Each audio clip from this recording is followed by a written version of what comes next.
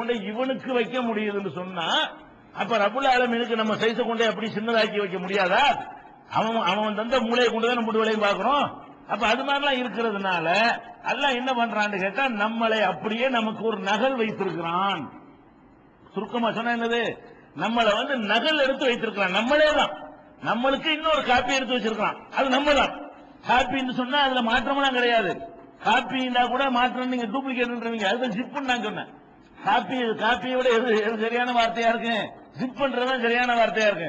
அப்ப ஒவ்வொரு மனிதனுக்குள்ளேயும் ஒரு அணுவை இந்த விமானத்துல பாத்தீங்களா, எரிஞ்சாலும் சரி, கடல்ல விழுந்தாலும் சரி, சுக்கு நூறா போய் கட்டடத்துல உலக வர்த்தக மையத்துல போய் மோதினாலும் சரி, அந்த பிளாக் பாக்ஸ் மட்டும் கெட்டு போவாது. கருப்பு பெட்டின்னு வச்சிருப்பாங்க. அது என்ன வேணாலும் சரி, அது மட்டும் தூக்கிடுவாங்க கரெக்டா. அதுல எல்லா விவரம் இருக்கும். எதனால இது அழிஞ்சது, அப்ப என்னென்ன பேசிக்கிட்டாங்க, என்ன நடந்தது, அந்த ரெக்கார்டு எல்லாம் வச்சுக்கிட்டு விபத்துக்கான காரணத்தை கண்டுபிடிப்பதற்கு என்ன செய்வான், பிளாக் பாக்ஸ் ஒரு கருப்பு பெட்டின்னு ஒண்ணு வச்சிருப்பானுவ.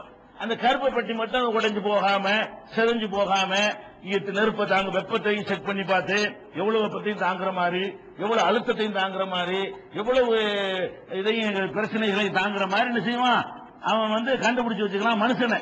அப்ப நீ மாத்திரம் விமானம் எரிஞ்சு போனாலும் அந்த பிளாக் பாக்ஸ் மட்டும் எரியாம நீ காப்பாற்றும் பொழுது படைச்ச இறைவன் என்ன பண்றான், நம்மளை அப்படியே காப்பாற்றி வைக்கிறான். நம்மள என்னத்தை நீ போய் எரிச்சாலும் சரி அது ஒண்ணு மட்டும் அழியாது. நீ சாம்பல் ஆக்கினாலும் சரி அது அழியாத ஒரு அணுவை அல்லாஹ் நினைஞ்சிருக்கிறான், நமக்குள் வைத்துதான் இருக்கிறான். நம்ம பார்த்தா அழிஞ்சிருச்சு நம்ம நினைக்குவோம். அழியாத ஒரு அணு ஒவ்வொரு ஜீவன்லையும், நம்மள மட்டும் கிடையாது, எல்லா ஜீவன்லையும் இருக்கு. ஜீவன் இல்லாத புல் பூண்டெல்லாம் இருக்கத்தானே செய்யுது. அவ்வளவு வேணாங்க. நீங்க குளத்துல ஊரணி இருக்குல்ல, ஊரணி குளம், பல ஊர்கள்ல குளம் வச்சிருக்கிறாங்க. அந்த குளத்துல அப்படி வச்சு காஞ்சி போயிடும். குளத்துல என்ன தண்ணியே இல்லாம போயிடும்.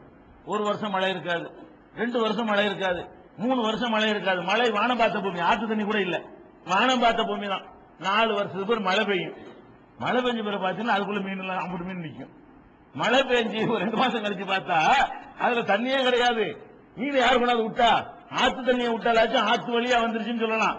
ஆத்து வராத ஊர், ஆத்து தண்ணி இல்லாத ஊர், அந்த மாதிரியான ஊர்கள்ல என்ன செய்யுது, குளத்தை கட்டி வச்சிருக்கிறான். மழை பெய்ய தண்ணி அப்படியே உள்ள விழுவுது. அதுக்குள்ள எந்த வெப்பத்திலையும் அழிஞ்சு போகாம ஒண்ணு காப்பாத்தி வச்சிருக்க வருது. எந்தெந்த மீன்கள்லாம் அதுல இருந்து செத்து போனுச்சோ அந்தந்த மீன்களை சேர்ந்த அந்த பொருள்கள் எந்த வெப்பத்துக்கும் எந்த ஒரு தட்ப வெப்பத்துக்கும் அழிஞ்சு போகாம மண்ணுக்குள்ள எல்லாம் பாதுகாத்து வச்சுக்கிறவங்க கண்ணால பாக்குறமே, அது எப்படி முளைச்சு, அது எப்படி மீன்கள் மறுபடியும் வருது, என்னென்ன வகை இருந்துச்சு அவ்வளவு வந்துடும். முட்டை கூட ஒரு குறிப்பிட்ட வெப்பத்துக்கு மேல தாங்காது. அது அல்லாம என்னமோ ஒரு முட்டை விட்டுருச்சுன்னு கூட சொல்ல இயலாது. 10 வருஷம் 20 வருஷத்துக்கு இல்லாம முட்டை கெட்டு போகாம இருக்கு. எவ்வளவு வெப்பங்கள் அடிக்கும், அனல் மாதிரி பறக்கும். அதுக்கு பிறகு பாத்தீங்கன்னு சொன்னா அங்கிருந்து அம்புட்டு அந்த மீன்கள் எல்லாம் முளைச்சு வரும், உண்டாகி வரும். என்னென்ன கெளுத்தி இருந்தா கெளுத்தி வரும், ஜிலேபி கண்டை வரும், என்னென்ன அதுல இருந்துச்சு அம்புட்டு நின்றுகிட்டு குஞ்சு குஞ்சியா வர ஆரம்பிக்க அப்புறம் பெருசாகி நம்ம பார்க்கத்தான் செய்யறோம். அதே மாதிரி ஒரு இடத்துல காடு மாதிரி இருக்கிறது, தண்ணியில எல்லாம் காஞ்சி போயிடுது, இனிமே செடி கொடியே முளைக்காது. மழை பெஞ்சோன்னு எவன் விதை போட்டான், அது ஏன் ஒரு 10 நாள் அப்படி பச்சை சேர்ந்து வருது. அந்த விதைகள்லாம் அதுக்குள்ள இருக்கிற விதை நீங்க சலிச்சு கிழிச்சு பார்த்தா விதை உங்களுக்கு எடுக்க இயலுமா? இல்ல அந்த மண்ணை எடுத்து, காஞ்சி போன மண்ணை எடுத்து சலிச்சு கிழிச்சு பார்த்தீங்கன்னா விதையெல்லாம் கிடைக்குமா?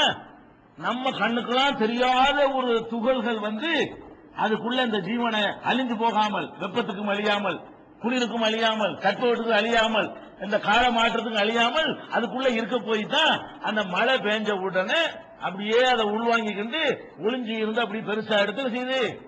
செடி கொடி வந்துருது, இப்படி பச்சை போர்வை விரிச்ச மாதிரி வந்துருதா இல்லையா? அப்ப நம்ம விளங்கிக் கொள்ள வேண்டும். அதை அல்லாஹ்வை பொறுத்த வரைக்கும் ஒவ்வொரு மனுஷனுக்கு ஜிப்பு வச்சிருக்கிறான். ஜிப்பு இல்ல, ஜிப்பு. ஜிப்பு போடுறது இல்ல. அப்ப அந்த ஜிப்பு பண்ண ஆட்களை வச்சு என்ன செய்யலாம், அதுக்குள்ள கொண்ட உயிரை விட்டு உயிரை கொடுப்பான், அதுல ஏற்றி விசாரிப்பான், விசாரிச்சு அவனை விசாரிக்கிறது தான். அந்த மறைவான ஒரு உலகத்தில் வைத்துக் கொண்டு ஒவ்வொரு மனிதனுக்கும் எடுத்து அல்லாஹ் வச்சிருக்கிறான ஒரு நகலு, அது மாத்திரம் அழியாது என்று ரசூல் ஸல்லல்லாஹு அலைஹி வஸல்லம் சொல்றாங்கள, அதற்குள்ள கொண்டு போய் எடுத்த உசுரை கொண்டு விட்டு என்னடா செஞ்ச, இப்படிதான் கேள்வி கேட்பான். அது மறைவான உலகம், ஆலமுல் பர்ஸக் என்று புரிந்து கொள்வதுதான் எல்லாருக்கும் கபர் வேதனை என்பதற்கும் சரியா வருது. சம்பந்தம் இல்லாத ஒருத்தனுக்கு கபர் வேதனை கொடுத்தா என்ன அர்த்தம்னு கேட்கிறோம்ல, உயிரை மட்டும் எடுத்து வச்சுக்கிட்டு புதுசா ஒரு உடலை உண்டாக்கி அதுக்குள்ள அந்த உடலை விட்டாது எப்படி நானா இருப்பேன்? நானா இருக்க மாட்டேன். அப்ப என்னிலிருந்து எடுத்த அந்த மெயினான ஒரு பார்ட்டு, என்னைய ஊதி பெருசாக்குறதுக்கு உள்ள ஒரு பார்ட்டை எடுத்து வச்சிருந்தாக்கா அது வந்து அறிவுக்கும் பொருத்தமானதாக இருக்கிறது.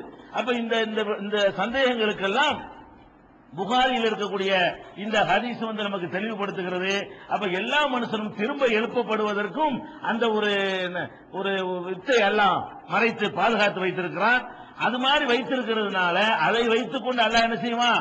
கபரு மறைவான உலக ஆலமுல் பர்சகல, அதாவது கண்ணுக்கு தெரியாத அந்த உலகத்தில் வைத்து எல்லா விதமான கேள்விகளையும் அல்லாஹ் கேட்பான். அதனால ஆதம் அலைஹிஸ்ஸலாம் பூரா ஒர்க் அவுட் ஆகும்.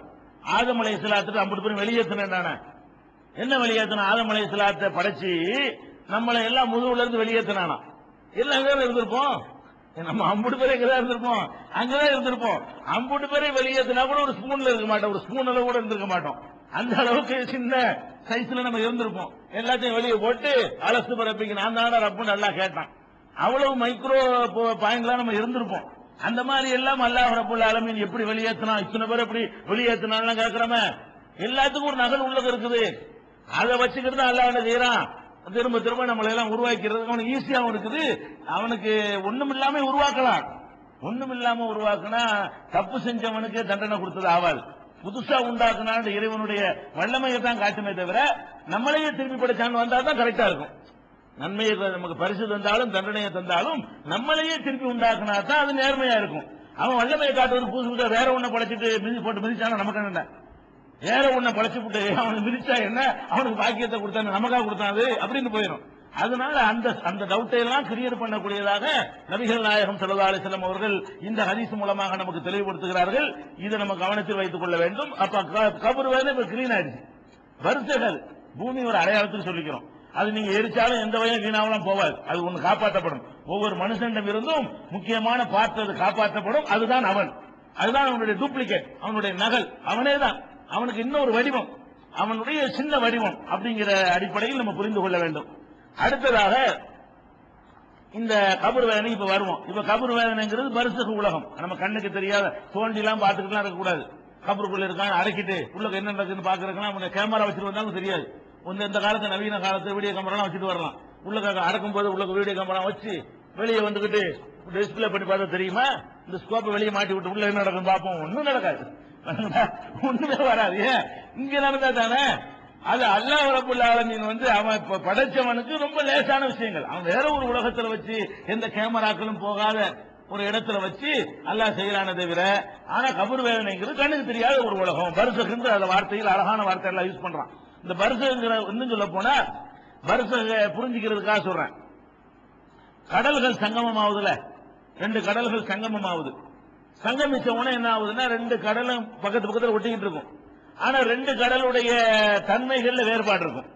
இதனுடைய அடர்த்தி வேறையா இருக்கும், இதனுடைய அடர்த்தி வேறையா இருக்கும், இதுல உள்ள உப்புடைய அளவு வேறையா இருக்கும், அதுல உள்ள உப்பு வேறையா இருக்கும், இதுல உள்ள ஆக்சிஜன் வந்து ஒரு அளவு இருக்கும், அதுல உள்ள ஆக்சிஜன் வந்து வேற ஒரு அளவா இருக்கும். கடல்கள்ல வேறுபாடு கடல்லாம் இருக்குல்ல. இந்த சாவு கடல் எல்லாம் கூட இருக்குல்ல. சாவு கடல்ல படுத்துட்டு புசாம படிக்கலாம்ல, அதுவும் கடல் தானே. சாவு கடல்னு ஒரு கடல் இருக்குங்க.